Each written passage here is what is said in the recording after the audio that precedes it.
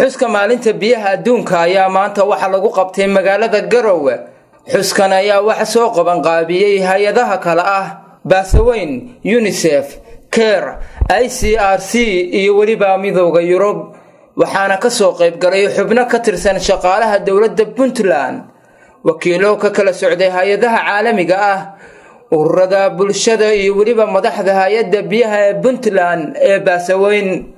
gudoomiye ku-xigeenka hay'adda Baasaweyn Cabdi Saciid oo furitaankii xafladda hadal ka soo jeediyay ayaa ka warbixiyay qabashada xuskan iyo ujeedooyinkii loo asaasay hay'adda Baasaweyn.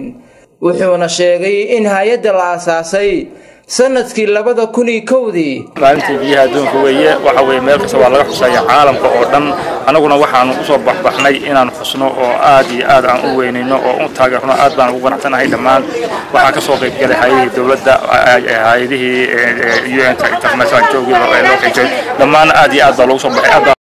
Xuseen Yoonis Xasan oo ah madaxa caafimaadka ee hay'adda IOM Soomaaliya ayaa isna goobta ka soo jeediyay warbixin dhinacyo badan taabanaysa oo ka xog waramaysa sahan lagu sameeyay biyaha Puntland. wuxuuna sheegay inay sahankoodii ka heleen natiijooyin hordhac oo tilmaamaysa baahiyaha biyo ee ka jira Puntland iyo waliba fayadhowrkooda. Household hygiene survey waxaana inta raacay water quality analysis biyahaas sample 66 sample baan qaadnay. waxaanu ka qaadnay meelaha ugu muhiimsan water sourceska ay leeyihiin qolyaan IDPs-ka, haday noqon lahaayeen shallow wells-ki, barkadihii iyo waliba guriga laf ahaantiisii ay ku kaydsadaan biyaha. kadibna biyahaas waxa loo qaaday Nairobi maadaama inaan lahayn inagu shaybaar biyaha baari kala amba dhammaan waxyaabihii parameterski loo baahnaa shaybaar la siin karo maadaama inaan lahayn. biyahaas waxa loo qaaday Nairobi si marka xaaladooda loo soo ogaado.